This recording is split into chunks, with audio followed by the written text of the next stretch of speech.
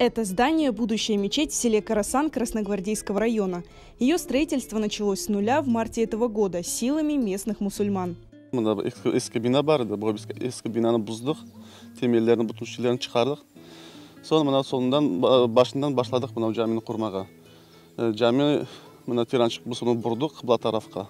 Март айынан башладық, бұл ақвалға шейін иншалла яптық, ташларны біз көтердік, енді четлерін қоймақ керек, кололаларны, сейсмопоясны қоймақ керек.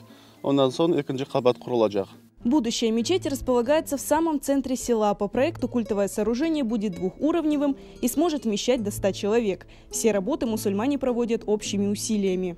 Кім не қадар берсе, кім ярдым бере, кім мысал үшін материал бере бедава, кім мысал үшін өзін керек келіп іш япа, ташларын қойғанлар, балалар ярдым еттілер.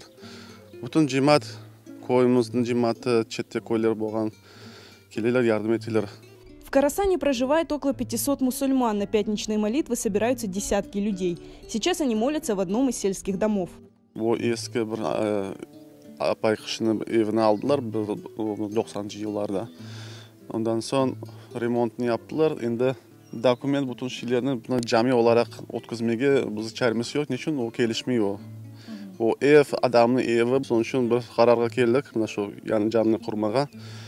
Soň mana toprağını şimdi doğruladık. Toprağı bu religiozный назначение. Bütün şeyler şimdi mana shu ularga kanunga göre yapılmış şimdi. Для строительства мечети есть необходимые стройматериалы, но нужно оплатить труд рабочих. Для этого местные жители обращаются за помощью к неравнодушным. Если средств хватит, основные работы они готовы закончить уже в этом году. Поддержать строительство мечети в Карасан можно, перечислив средства по реквизитам.